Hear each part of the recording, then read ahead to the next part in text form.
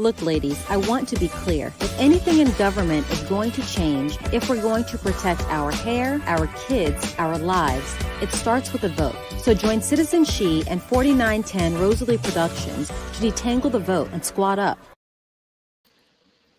Good evening, everybody, and welcome to day 4 of Detangling the Vote.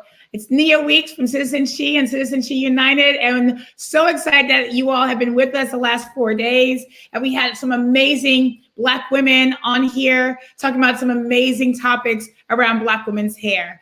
We've had Professor Wendy Green, who you heard on Monday and yesterday, talk about all the work and research she's done behind the C.R.O.W.N Act. We had the 2 illustrious Black women, Leila and Delilah, who actually put the C.R.O.W.N Act together and got it passed in California State Legislature. That was an incredibly beautiful conversation that we had yesterday. And Tuesday, we had a girl party on Tuesday, and we had some wonderful, incredible women. We had Gia Hamilton and Joya Cryer-Perry. You know, we had just women from the SCLU. I can't even say things right because I'm so excited tonight because we are moving away from the girl party.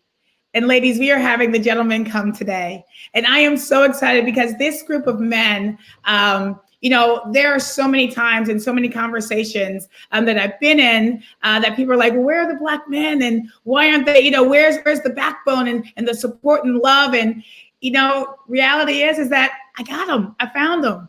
And so I'm gonna bring up these incredible gentlemen and we're gonna have a conversation about Black women's beauty, Black women's hair, and the history of how Black women have been holding it down in Black community since the beginning of time, right? And so the very first person that I'm gonna bring up is my dear friend. You know, you all have seen this work this entire week. The videos, all of the docu-series, the infomercials, everything, the production that we've been doing this entire time. You've heard me talk about 4910 Rosalie Productions. I am really excited to bring up its creative director, Damian D. Smith. One of the things that I find so wonderful about you, Damian, is that you and I will talk. I'll give like, you know, I'm like, I think, you know, this is an idea. And you bring this beautiful image to life. And I'm so grateful for all the work that you've done and, you know, everything that you've been with Citizen She. I appreciate it. Oh, you're welcome. Thank you. Thank you for having us. We really appreciate being able to use our creative efforts in to advance a cause and issues that we believe in, and partnering with Citizen She to get things like, especially, you know, detangling the vote out and ready to rock and roll is exactly on mission statement for what we would like to do over at 4910. Give a voice to the voiceless and engage the people. Absolutely. Thank you. And that's exactly why we chose, you know, this partnership has just been incredible. Okay. All right, we're going to bring some more friends up. Okay, so you all get to see us every Sunday, 11 o'clock. I always win every argument and every conversation because, you know, I can. Isaac Williams. And I will tell you, besides being my friend and co-host with Parlay the Morning After, Isaac also runs Isaac, I can never say it right. Tell them what it's called. What am I trying to say, Isaac? You're talking about Black Friday Business Initiatives. I'm talking about Black Friday. Yeah. So that's what I tell them what Black Friday does, Isaac. Let them know what you do on Fridays with Black Friday. So Black Friday Business, the purpose and the reason for it is to galvanize the Black community, to support Black-owned businesses every Friday, and to identify those Black-owned businesses with this decal to let them know that this business is one that supports Black-owned businesses, that they have good products, good services, and they give back to the community. I love it. Thank you. Thank you, Isaac. So, you know, one thing that I do, both of you all, I love Black people. I love Black people so much. And you know who really loves Black people? Sinclair Skinner. Because Sinclair Skinner loves Black people. Also like this creative genius, right? Like BitMari, which is a digital currency company. Let me tell you, like Sinclair, I don't know much about digital currency, but like BitMari just sounds sexy as heck. And so it just makes me want to learn everything about digital currency. Welcome to be here. I appreciate even having the opportunity to share this. And I think the I Love Black People mission It's powered by technology. We're building something like the Green Book, where Black people were protected from being harmed and humiliated from racism.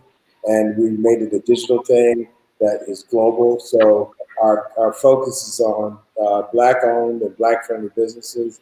I think one of the misnomers, people falsely think that the Green Book was a Black business directory. It wasn't. It literally was not about recirculating the dollar. It was really about making sure we didn't get murdered.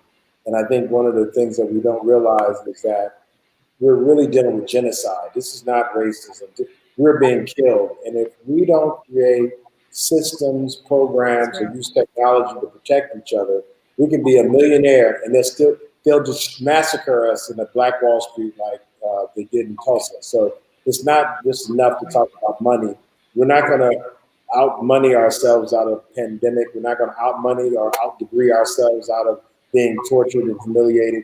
We have to take affirmative action to protect ourselves, our sisters, our communities, and that has no price. That's priceless. So the value that we have as human beings will never be based on what amount of money we have in our pockets.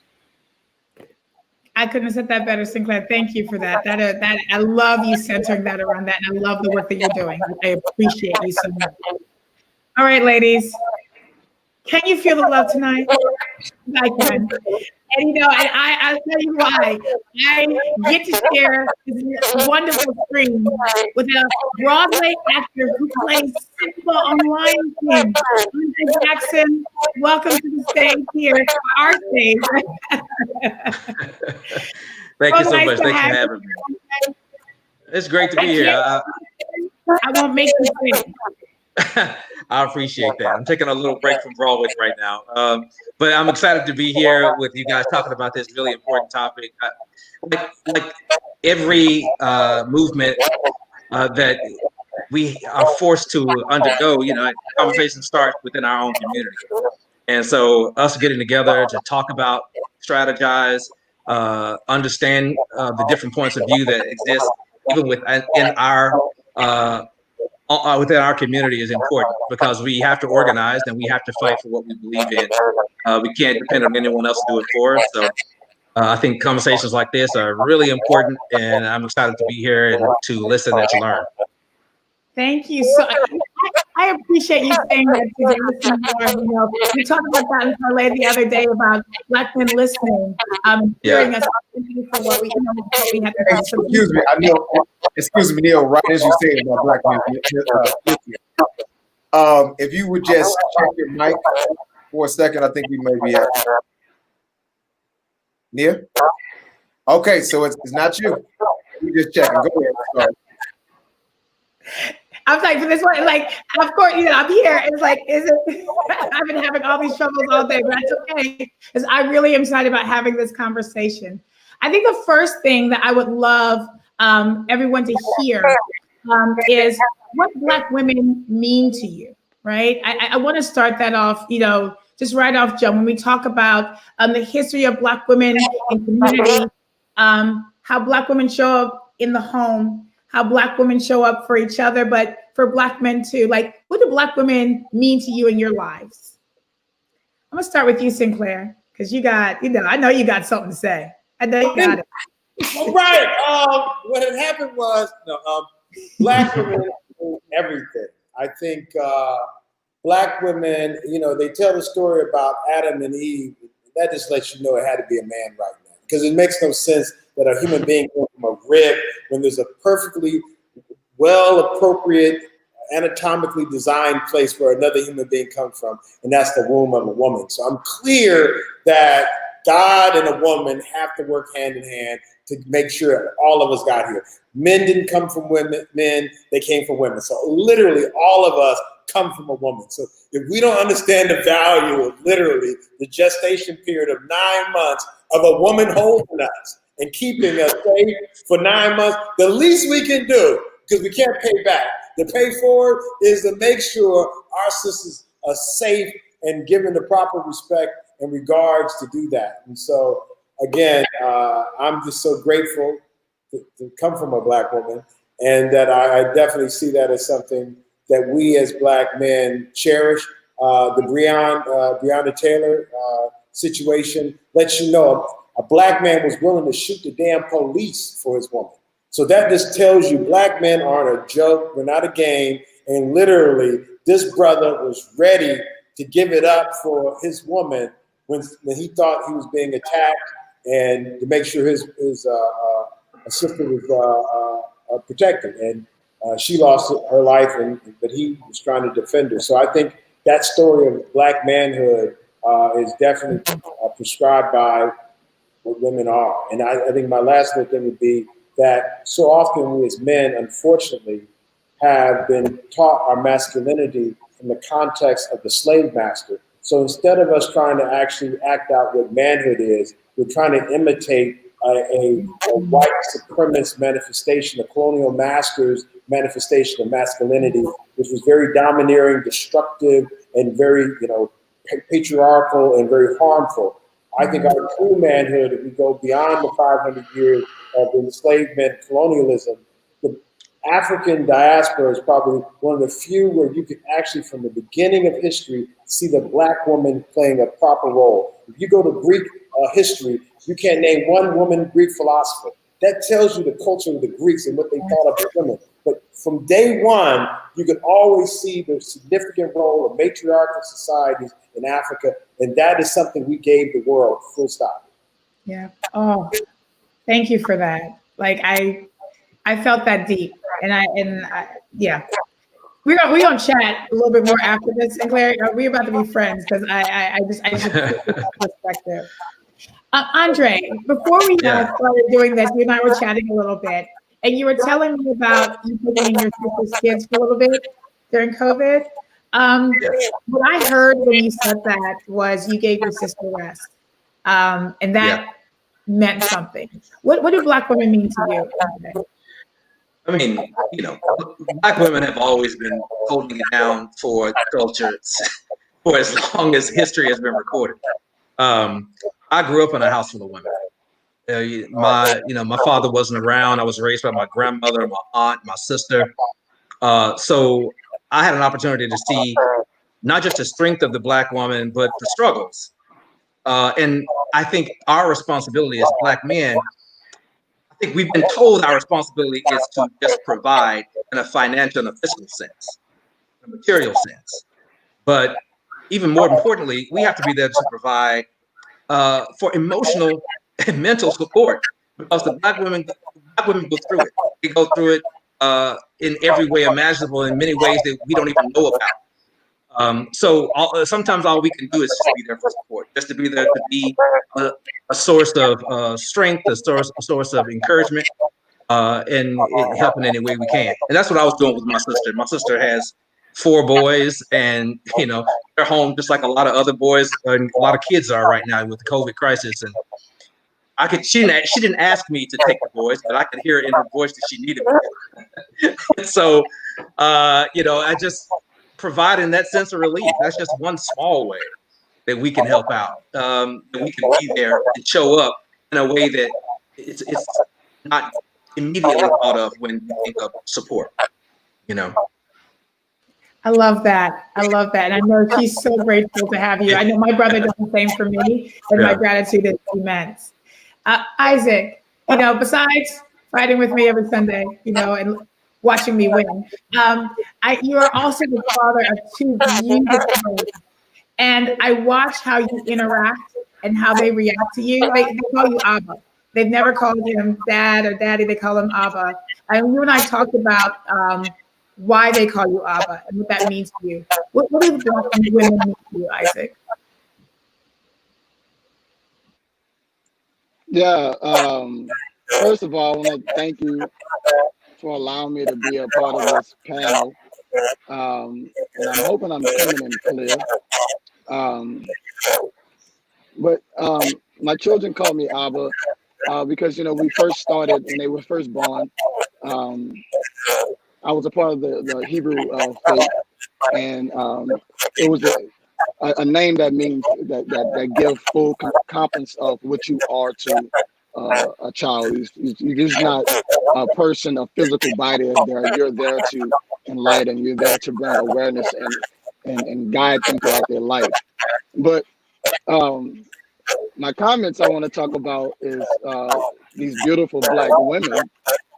And one of the things you and I talked about was the supreme cast that you typically have on your show that I'm always humbled to see. Even though I destroy you on the parlay show, you know, I sometimes you got to be down on the Black woman when it comes to, you know, that's what happens when you're in the intellectual battle. I got you, Nia. But honestly, what Black women have done for me, I was raised by a single Black mother like Brother Jackson. And I've seen her take on not only her 5 children, but every child in the neighborhood receive a mother's attention, a mother's care, and a mother's love.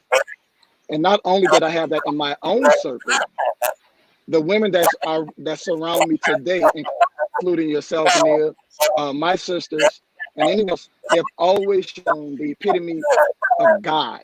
They've never shown anything less than God. And that nurturing spirit is the thing that always fueled the community, not just on the nurturing side, but nurturing through wisdom, knowledge, and understanding. So Black women, for me, have always been the epitome of God.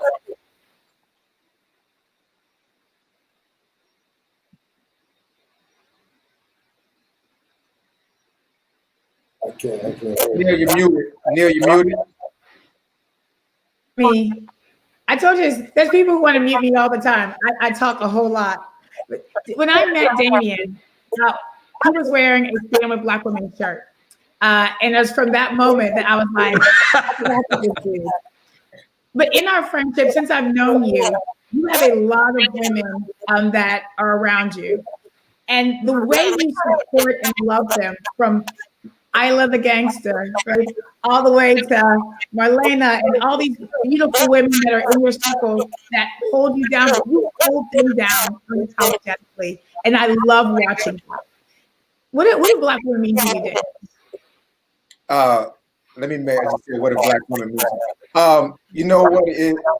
Where it comes from is, you know, again, I was raised by my grandparents majority of the time. So my grandmother was a very strong woman in the neighborhood, and not even just the neighborhood, the community, and in St. Louis. So she was my first teacher, and when it comes to civil engagement, civic engagement, and knowing how to maneuver around obstacles that you come up with if you're doing something if you're doing the work for the people. So I learned from an early age from Black women, and they have taught me how to maneuver in life.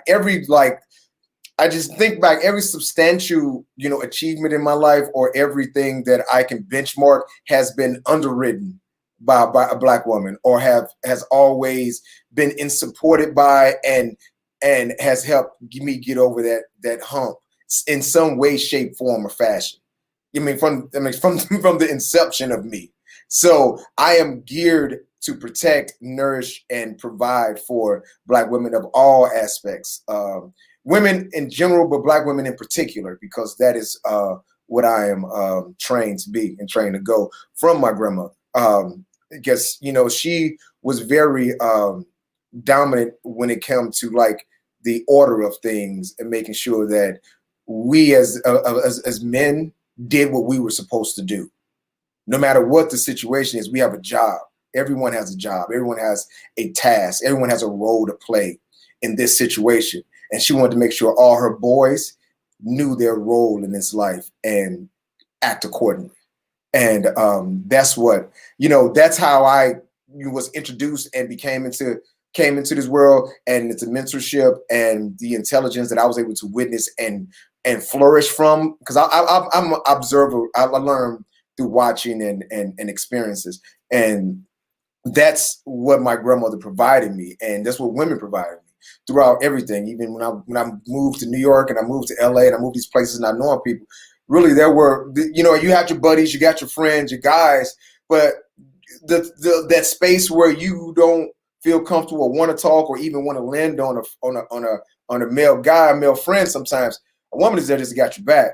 and she's there, easier for you to talk to, and that's that lubrication to help, you know, those situations that you may not, your own immature ego might not allow you to step out and say something, but women have that beautiful instinct to be able to watch, observe, and be like, all right, I know what you need, even if you don't know what you need. So that's, again, that's with that being said, and I know that's why I'm always playing my position and my role in this situation. And also for us as people, we need to always protect our women. There we go. I love that. Thank you for that. You know, and I love how each of you brought up the idea of protection. And we're going to get to the Black woman's hair in a little bit, but, you know, Breonna Taylor, Sinclair, thank you for bringing her up. You know, we felt some kind of way as a community when she was murdered, and we felt some kind of way as a community when we recognized that her killers were not going to be brought to justice. Black women felt that really heavy because we were like, okay, is the world not going to explode, right? Like, where's the you can't do this to our women and girls? And there was a little bit of pain that there wasn't that overwhelming response. However, the Black men in my circle did. And I got to have a reprieve different than a lot of my friends because, you know, Damien has been posting about it constantly, more so even than me. You know, Isaac and I have been talking about it constantly. You know, Sinclair, you brought it up. Andre, you know, so I would love for you each to give like your thoughts on what does it mean to protect Black women? What is it? So, you know, we feel the need to feel protected by Black men in our space. And, you know, and I know you guys have some thoughts and stories around that. And I would love to give that offering to Black women this evening. I'm gonna start with you, Andre. A little reprieve right now. I'm gonna start with you, Andre. Unmute your mic, Andre.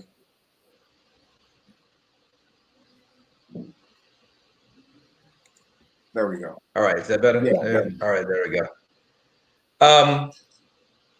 I think that Black women, as I said a little while ago, you know, they seem to be always under attack. I mean, Black people in general in this country, especially. But oftentimes, the devaluing of life of the Black woman is front and center so often that the Black women in my life have said to me over and over again that they feel like their lives among all lives are the least that are the ones that matter least. And that feeling of evaluation was just on display, a loud and bright display when Breonna's killers, because that's what they were, weren't brought to justice. Yeah. And I think it's just one more lash on the back of the Black woman, where you feel completely defenseless. So the very least that I can do as a Black man, and I think Black men in general can do, is to stand up and protect our sisters, to say, you're not in this fight alone. I see you, I'm here with you, and I'll take the lashes for or with you.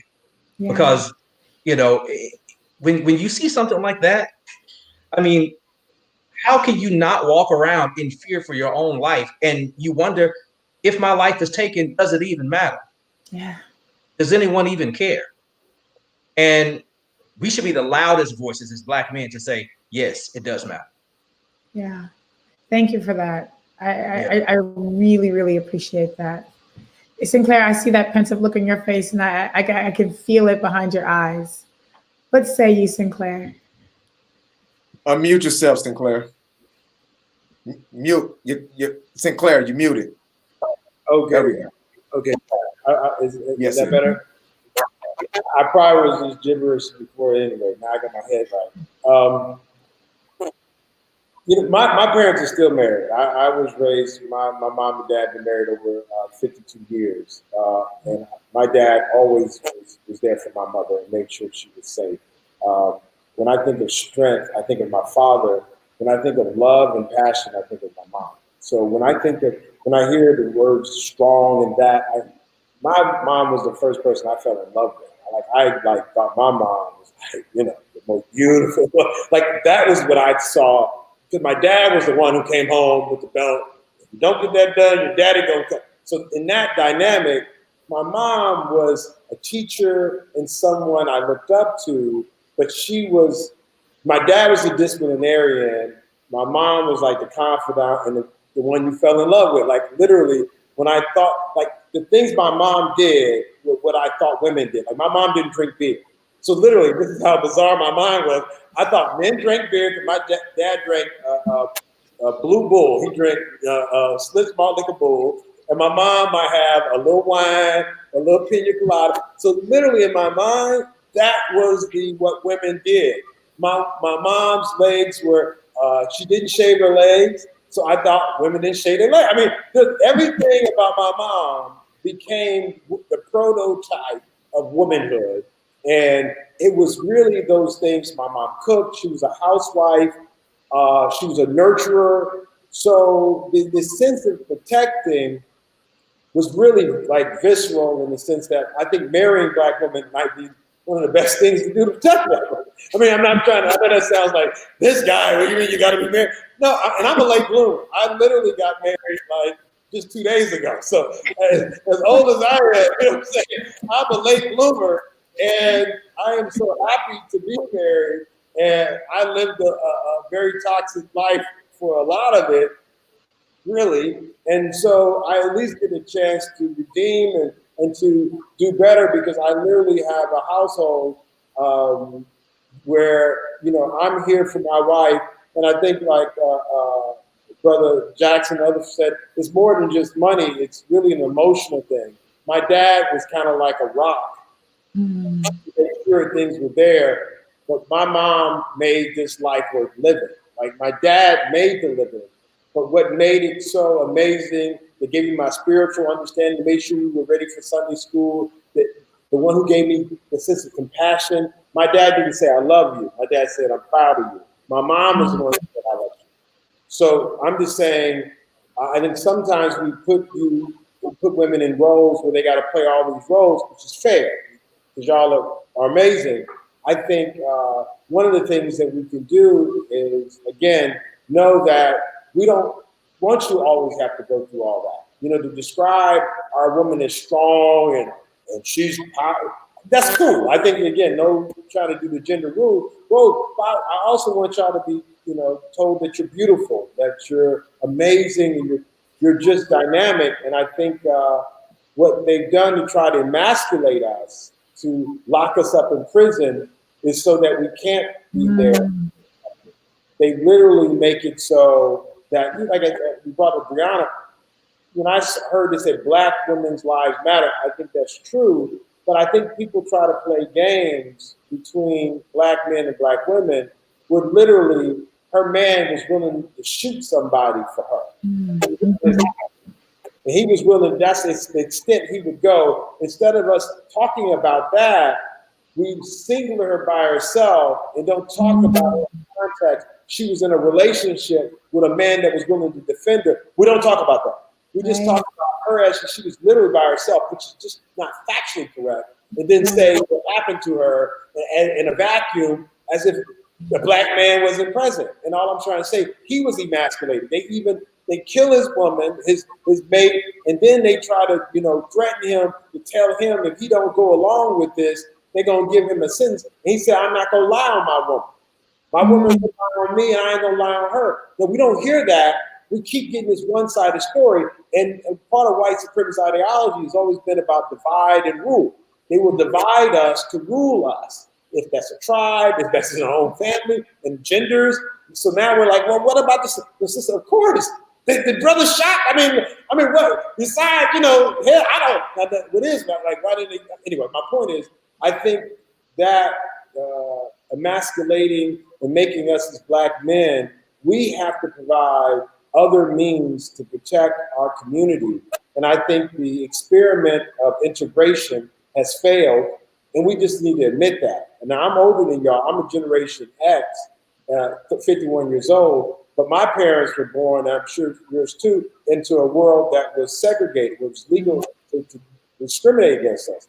Our parents believed, and my parents from St. Louis too, who I go, all these, Cochrane projects, these are all places where Black folks were created for us to live. We thought if we would send our children to these integrated schools, that this system would somehow repay us by bringing America together. But instead, my generation came of age in '87, and that was when the crack epidemic came. So in reality, this system said, in return for us, in good faith, giving our children, we're going to respond with mass incarceration and drug epidemics that literally took my generation. People smarter than me, better than me, are no longer here because this system literally destroyed them.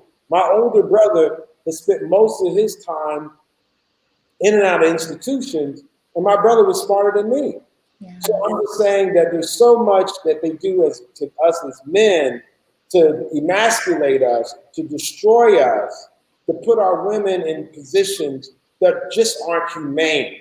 That one person shouldn't be expected to do all these things. And then we're left as someone that has to endure that along with our sisters as somebody who's impotent, being dominated by someone else. And I'm telling you, psychologically, to be impotent is problematic. And I think our response should be creating our own systems, just like you're doing right now with the programming. You're creating your own content, we're creating our own communications, our own narratives, our own way to communicate. And now we have technology that allows us to do that. So we should take control of our own school systems. We can now do that. Our own, again, information entertainment system. Damien, what you guys are doing is doing that. Our own healthcare. We don't need to wait for someone to give us a vaccine. My business partner told me in Africa, he's from Zimbabwe, how the first vaccines were when someone was sick from a disease, they would take the saliva from that sick person and share it with everybody else. And that saliva of the sick person, that would inoculate everybody else. Now the pharmaceuticals can't get rich from that, because that's literally taking that saliva. But my point is, there's no money in that, but it literally might be the best way to keep something. And these are some of the tactics methods that were used by our people, but now we can actually not even go back. We can now elevate those things that we already use, leveraging technology and not being a silo. If they're doing that in Zimbabwe, we can use that here. And if you're doing that in LA, they can do that in Kampala, Uganda. And now we can build a community that transcends these fake divisions, and we can be who we're supposed to be. We're 1.5 billion people. Black people are the size of China. There's no reason we need to wait for everything. We have everything we need in this generation, full stop. Yes. Oh, yes. Every bit of that. I'm giving all the snaps and the claps and all that, Sinclair, because yes, I completely agree. Like owning our own stuff and being in our own space. Exactly. You know, Damien, one of the things that informs me about your spirit is that the women around you feel safe when they're with you, and they trust you with every piece of them. And it lets me know that, you know, as you navigate the world and you're touching people, that you're also bringing this level of safety and protection, especially with Black women. Can you talk to us a little bit about what protection with Black women means to you? You know, it's funny because also I'm going to kind of touch on what Sinclair. I love talking to Sinclair, man, because that's my OG. That's who I call him. Like, hey man, let me tell you what you think it is. And you know, he gives you a perspective where he steps back and gives you the landscape, and then he zeroes in on the issue that you're talking about, which is cool. So we gotta, my brothers and sisters, we always, especially when we're speaking about men, you gotta have someone in your life that have a little more gray in their beard than you do, that you can call and have a conversation with. That's all I'm saying. And to answer that question, Nia, because it kind of piggybacks on what he was saying, in protection of our women and protection of our society in total, because let's not forget our society is included in the society of America. And if that's not nurtured and protected and able to grow, then society it has an ill.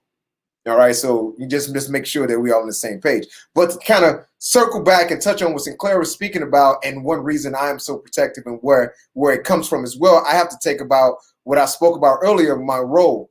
My role is also knowing what's happening and why we're in this situation, and know the best way to be able to provide some level of protection or a level of understanding, which is protection, where you can navigate through some things that you don't see that is directly a response to what we're dealing with. But if you know what you're dealing with, you have a little more patience to deal with a situation. And so when I talk, to take it back, kind of use one how Sinclair, his oratory skills. Let me tell you what I'm talking about. So when it comes to we have to look at how it affected us when Bush and Reagan and the crack epidemic and you cannot get any type of governmental assistance if there's a male in the home, and the targeted efforts of getting men out of the house. That's a real thing. That's a real issue. And so when you do that, you leave a woman to have to fill all roles, and also the role of let me hide my guy when these people come around. There were actual people that would come and check to see if a man was in the house. And if a man was in the house, you were not going to get whatever assistance you may need to send your children to school or feed or cover, the basic elements of what humans need: shelter, food, warmth, clothing. You would not have access to that if you had a man. And it was and these policies were targeted towards the African American community during the time of the crack epidemic that was unleashed onto the African American community. And let's not forget about the Contras. Let's not forget about Ollie North. These are documented things. I'm not pulling these things out of the air. These are documented things. So we all know that this documented effort to attack our communities was targeting our communities, and it was to separate and divide. Kind of go back to what the brother was saying, remove us, to separate us so we can target in on our family structure. So with that being said, with the separation and the targeting, then who we have, who is the most vulnerable in this situation? Our women. Our women are there raising the children, raising our boys, raising our women, raising our little girls. Also, they're providing the elements in with, the shelter, the warmth. And then they also have to navigate with their man to kind of what Sinclair was saying and what Andres, the demasculation, which I don't kind of like saying that word, but to say the circumstance that we were under and we had to move up under. So with all that being said, I grew up under that, seeing that, recognizing that. So when I came of age, and seriously, at like 11 or 12, my grandma and my family, it was like, oh, you're a little man, crack jokes and things like that. But what I was recognizing is that we got to protect our women. We got to protect our aunts, our cousins, our nieces. Because I saw, what I did recognize is that every woman doesn't have what my grandmother has. She has the intelligence and the strength and the speed of knowledge and the history to combat a lot of things, but everyone doesn't. And then I might even just be making the superhero thing in my head that she was Superwoman that can do everything because she's my grandmother. But I just know she did some amazing things, but everyone is not in that place. So again, my role is to make sure the people that are not in that place and the people that don't have those resources and tools to know what you're fighting up against, they're protected. They have, and then I provide whatever knowledge I can pass over to you, and I can give you whatever up under my protection or up under anything I can do. I will provide what I can, but I can take the arrows and the bullets and whatever the situation is, but that's what it's going to be. And we're not going to perpetuate this cycle from the Ollie Norths and the Reagans and the Bushes that attacked my generation that I know firsthand. So you'll be protected. Even is at a point where I'm feeling uncomfortable. I'm able to sacrifice a little bit of myself to protect the masses. And that's what we have to do.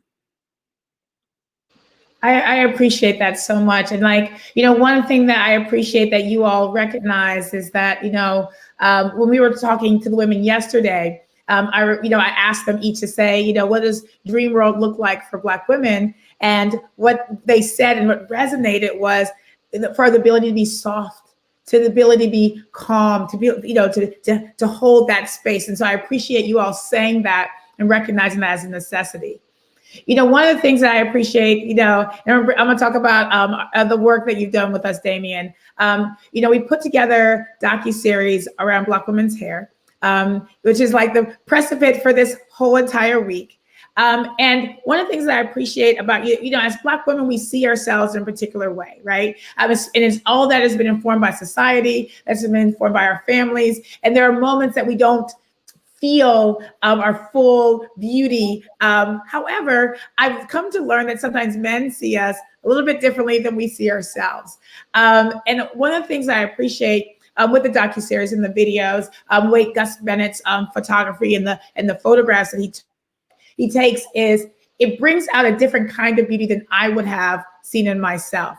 And the beauty of Black women through the lens of Black men is something that resonates deeply with me. And I know it's something that resonates deeply with Black women across the board. Damien, I would love for us to play the love letter that we sent to Black women today. Every Thursday, we do love letters to Black women. I get Black women across the board to write a letter. It was actually Isaac's sister that wrote a poem and gifted us with her poem. And we were able to put that poem together with Gus Bennett's photos, together with beautiful imagery of Black women in New Orleans during Mardi Gras, and put together this beautiful film and documentary short about Black women's hair. And so can we roll that, Damien?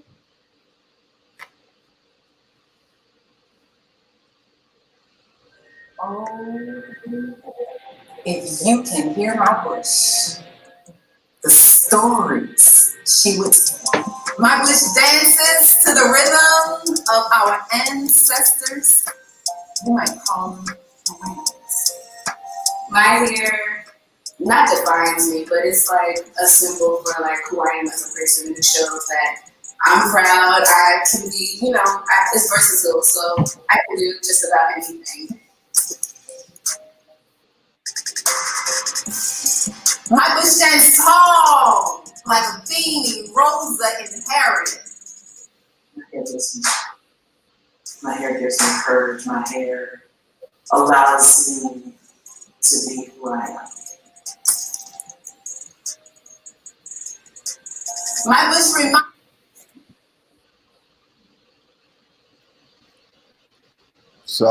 me that I am a queen like Coretta. Us queens are the only ones with strands like these. Be free to be whoever you want to be, and color.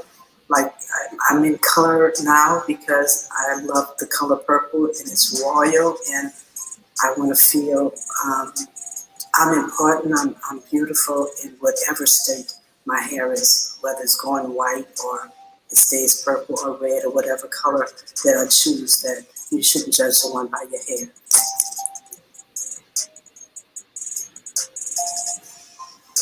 Good, bad, indifferent, judgment, non-judgment, nothing stops me from being my authentic self.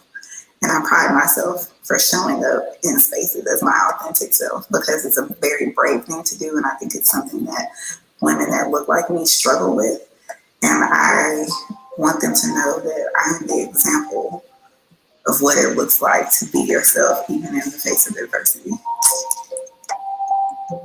When you see me, hair is all you see, but she is my crown, my crown, my crown that covers me.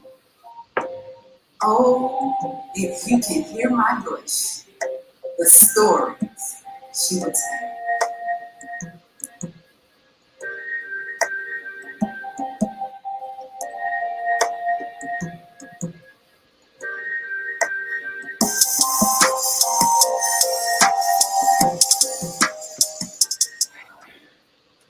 I love that so very much.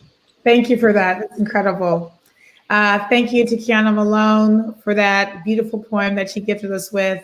Thank you, Gus Bennett, for taking those beautiful pictures of those beautiful Black women. And thank you, Damien, and 4910 Rosalie Productions for putting it all together and giving us that gift that we were able to give Black women today as a love letter.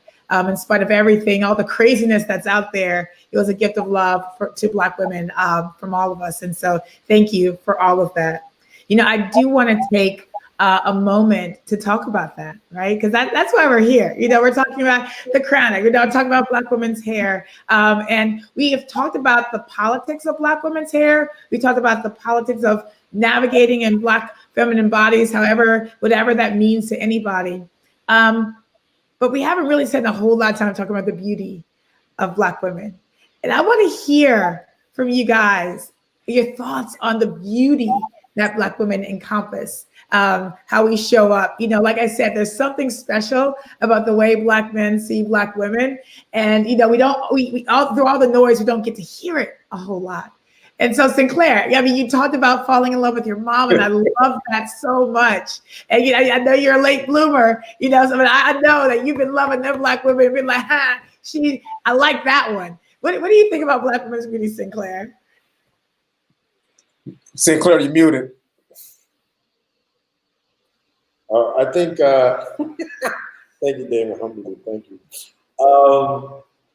I think, you know, of course, my context of what beauty is started with a Black woman. So that will always be the standard bearer, or the, you know, the mark of, you know, of what beauty is.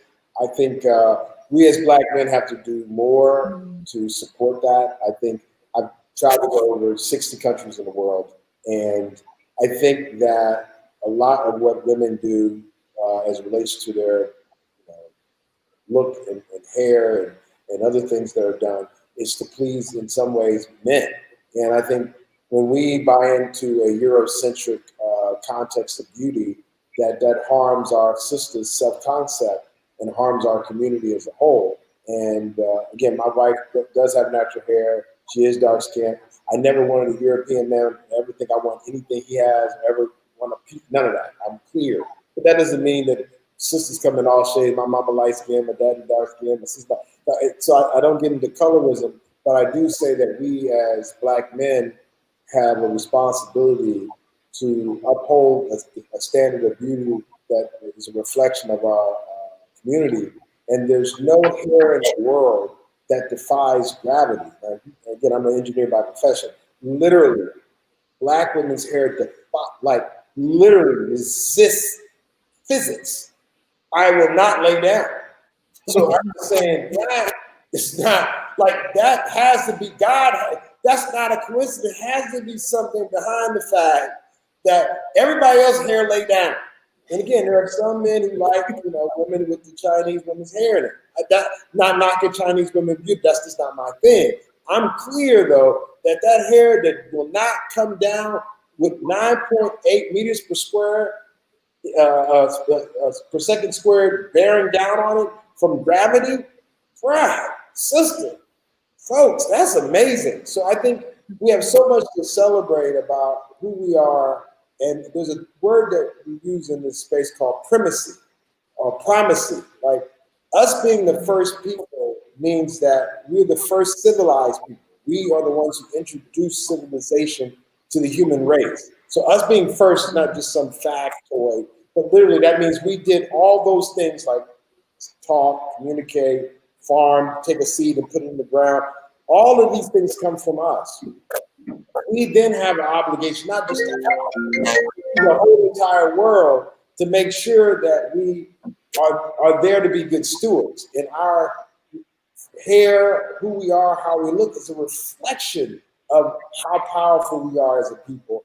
And we must assume that role, not in some type of distorted Black supremacy, but God made all of us to contribute. And so we are already amazing. And I think by making sure we share the only people in the world with hair that defies physics, I mean, the least we can do is let people know how beautiful that is.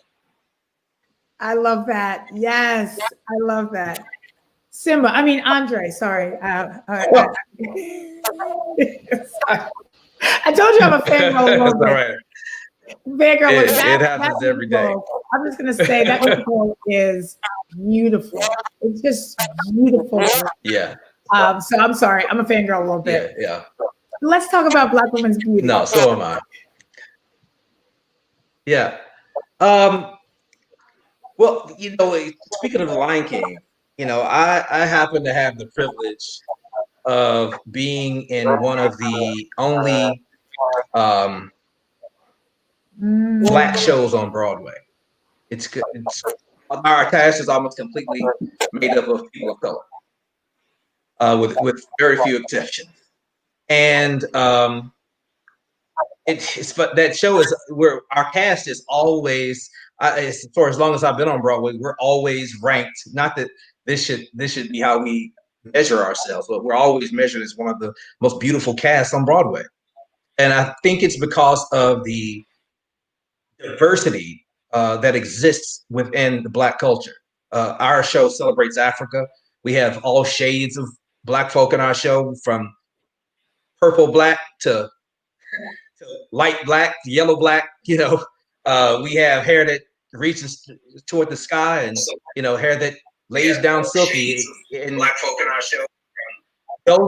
I see my cast members come in every day, and they come in, they leave one show, and then they come back the next day looking like a totally different person because of what Black women can do to their hair, based on what mood they're in, what they're feeling that day. They can add to it, they can take away, they can color it, they can shade it, and that sort of beauty and diversity, not just in a cast, but in an individual, is something I think that we should all celebrate. The world should celebrate it, like Sinclair was saying. It's really amazing. And many, many cultures continue to try to duplicate it, replicate it, but they can't, because it is something that's unique to Black culture. And I think that's why we take such ownership when we see people try to appropriate that, because our hair is more than just a style. It's a reflection of who we are as people and individuals.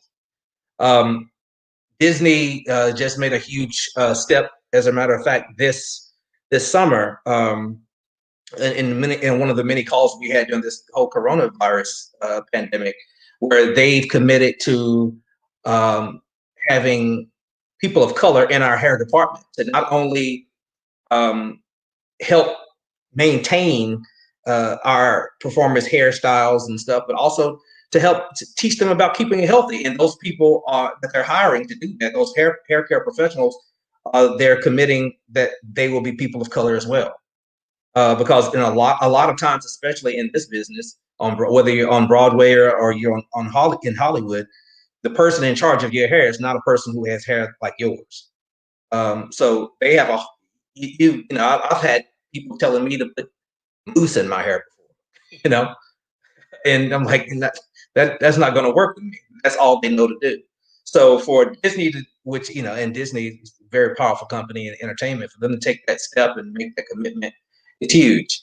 But back to the question of beauty, I find that Black women's hair is just a reflection of who they are as people, which is incredibly diverse and very expressive, and I love it. We should continue to celebrate it. Thank you, Andre, so much for that. Damien, we have got to watch your vision of Black women's beauty all week. But talk about it. But how do you see Black women, and what does Black women's beauty mean to you?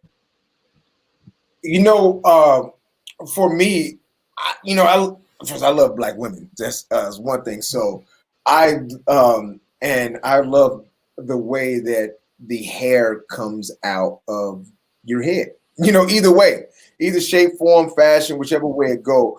But also, what I also enjoy is the levels of creativity that comes from from our sisters, and their level of expression. So if you want to shave this way, you want your hair going down to your back, down to your calves, and it's high yellow and high green, I'm good with that. As long as you're expressing yourself as an individual, and you want to, because you put the Bantu knots in, you want to do that as well, but maybe you can't even rock with all that. You need some support with that. I'm with that too. But as long as we're not trying to put across a standard of beauty that is not your own, that's why I have an issue with. So I know we're not talking about the issue, we're talking about the love, right? And I love natural hair. I'm one of those people that if your hair is, I express it. Is what I was brought up. It's not what I was brought up with when it came to like my aunts. A lot of them transitioned to that. But I just at the beginning, I never understood. I could never with a round net square peg to say this was an issue the way that your hair came out of your head. I never understood that. Mm-hmm. It never made sense. And things have to make sense for me to be able to get on board with it. If it doesn't make sense, or if I have a problem and it doesn't, it doesn't. Again, like what Sinclair said, coming from the engineering mind, that's how I get information, and the way I problem solve and critical think is from somewhat of an engineering background, and it just never made sense. And it made me feel a certain type of way, because if you are perming your hair to put across a perception of you that is not you, I feel like that is something that you are being forced to do. And it's sooner or later, it's a saying that my grandma used to say all the time, maybe not today, maybe not tomorrow, but fakes break. You're going to break in some way, shape, form, or fashion. Mentally, it takes a toll. It's erosion. When you have to constantly alter your appearance to fit into a social standard or agenda, it's in some way you are going to have to pay for that. You might not know it consciously, that you're paying for it, that you're suffering some repercussions of you having to dim your light, but you're going to have to pay for it. So I'm an advocate of all of us just being who we are and advocating from the place of who you are, and then going out. And when it comes to like hair, that's right on pace.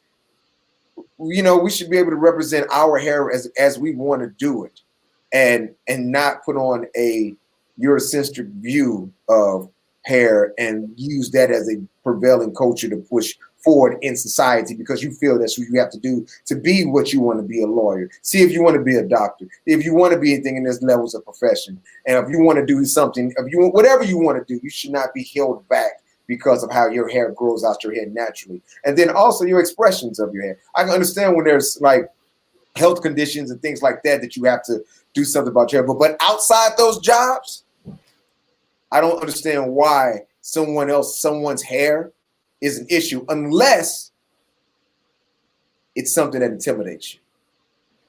That's the only way that I can see that this makes sense. Mm-hmm. You feel intimidated. And then if you feel intimidated, then we have to go into that and why you're intimidated. And I'm pretty sure a lot of people don't want to have that conversation. So let's just let these people be who they want to be. So you ain't got to think about the stuff that's having an issue with you. So that's how I approach, and that's what the love that I have for Black women in their hair. Because then it's super dope. I mean, the stuff that they've been doing is amazing. I appreciate my women so much, because I love how the hair comes and the twists and turns and ups and downs. It's all a plus for us. So yeah, and I will protect it by any means necessary. That's real. I love that. Thank you so much for that. So gentlemen, we are getting close to time. So I'm gonna give you a little bit of homework real quick. It's gonna be quick homework, quick turnaround, all right? So we are entering election cycle, and election November 3rd. And the reverberation throughout the community is that, Black women gotta save America again, right? It's kind of what we do. And we're tired. We're so tired. I would love for each of you to give one sentence of encouragement for Black women as we're entering this space with this weight on our shoulders, with this okay, we know we got to do this thing, but also the policies don't reflect the things that we need. It's all the craziness. We know we got to do what we got to do to ensure that democracy, in whatever shape or form, allows us to navigate this world a little bit better for our children and our families, to move a little bit safer. What words of encouragement in one sentence can you all give to Black women today? I'll let you start. Jump off first because they've been going. So I'll jump off first. Words of encouragement, one sentence. Thank you, Black women, for always being the load bearer and the person and the group that always have been the savior of society. Black women's heart has always been the savior of Black men, the savior of others, because the level of compassion as a community and a village that is embodied and that it is what a Black woman is. You can look at any neighborhood. Look at our neighborhood. Let's say the African American community. You can get someone that's not in the African American community comes in our neighborhood and live comfortably because Black women say, hey, that human being needs a place to stay, and y'all better not mess with it. I'm just saying this is just, oh, y'all need to make sure that this person feel comfortable and use their transition, whichever way it is, to get that person integrated in our society. I'm just saying when Black women have always done everything to push us, and we appreciate it. Thank you. Thank you for always being the nation's conscience, because it is Black women are definitely America's conscience, and it's the heartbeat. So thank you for always being there, and thank you for always being so dope. Thank you. Thank you, Damian. Thank you for that. Andre Sinclair, which one of y'all want to go next? I'm going last. I never got to go last. Oh, Andre, you're up. Unmute yourself, sir.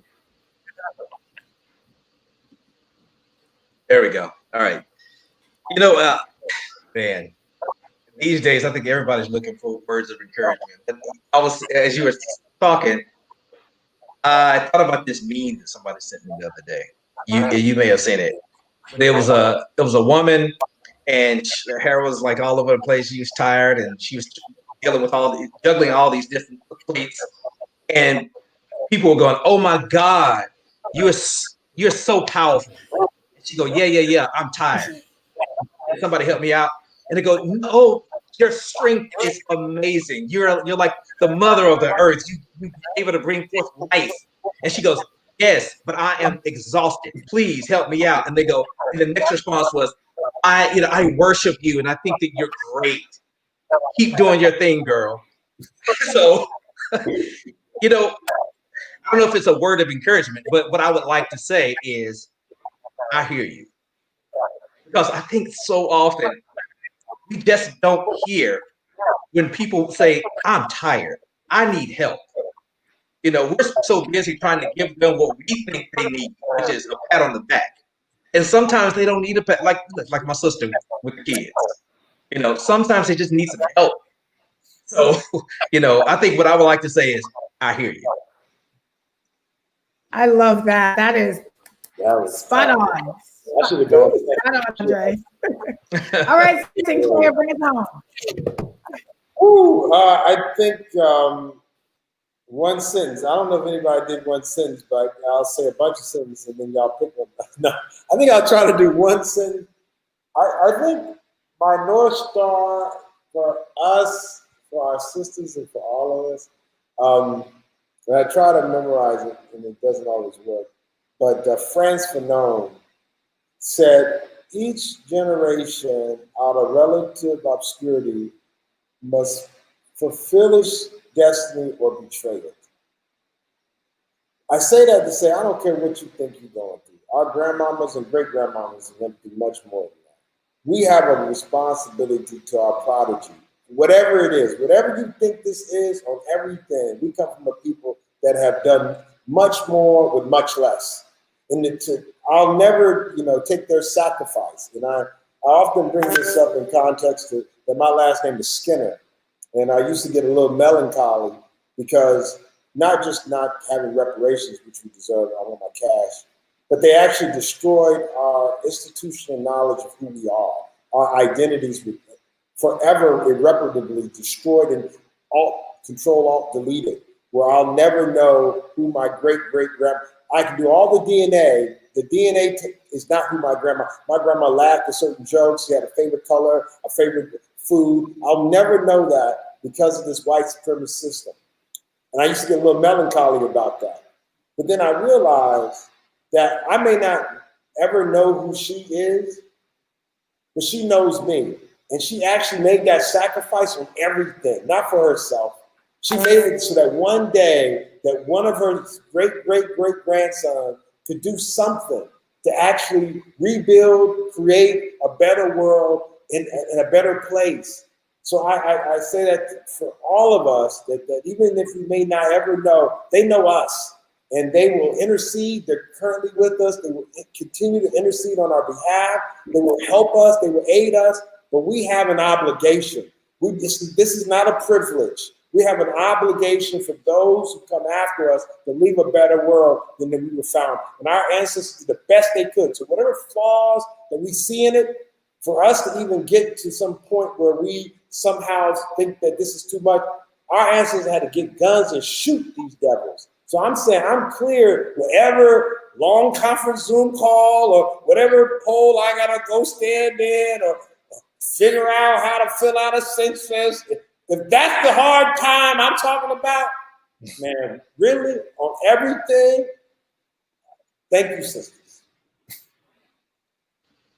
Thank you, Sinclair. I knew you had it. I was like, I'm glad you said I'm gonna go last because I gotta, the wisdom of the group. I love it so much. Gentlemen, thank you so much for joining us today. Thank you for the love. Thank you for the compassion. Thank you for listening. Thank you for hearing us. Thank you for seeing us. And thank you for sharing that love of Black women tonight. I appreciate each and every one of y'all. Thank you so much. Thank you for having me on. Thank you. Thank you. Thank you, brothers. Yes. Thank you. Yes. And Damien, we got one more night, don't we? Yes, we have one more night. One more night to tangle the vote. So join us tomorrow at 5:15. We're going to have our Cyber Justice Girls on. Cyber Justice is a internship program we do at Citizen She, where we teach young high school girls how to do digital organizing, and they make videos for change. And they will be interviewed by 4910 Rosalie Productions about their videos for change around Black girls' hair and voting. Following that, we're going to have our final panel with Black women from the industry. We got some incredible Black women coming on, Black women who do hair for celebrities, Black women from Estee Lauder, all over the place. Professor Wendy Green is going to be back with us, so that'll be an exciting time. And then on Sunday, join us back here at 4910 Rosalie Productions for a short break where we will be filming our viewing All Skin Folk Ain't Kinfolk by our very own Angela Tucker. Very excited to have Angela come on here and talk to us about Black women building a policy agenda in Louisiana. And then on Wednesday, we're having a Black Girl Debate Watch Party. So it's going to be a Black Girl party from now until perpetuity. We're going to celebrate our way to a win because we're going to walk and move. Oh, and we have the video. Let's go. Let's go with the video, Damien. Girl Emma Jake, and a short break is back. Over the past week, we had a chance to partner with Citizen She on a week called Detangling the Vote, where we brought awareness to Black women's hair as well as Black women voting. Now, this Sunday at 4 p.m. Pacific, 7 p.m. Eastern, and 6 p.m. Central Time, we're going to be showing the film All Skin Folk Ain't Kinfolk. Directed by Angela Tucker, the film shows, well, I'll actually let her tell it. Hi, my name is Angela Tucker. I directed the film All Skin Folk Ain't Kinfolk.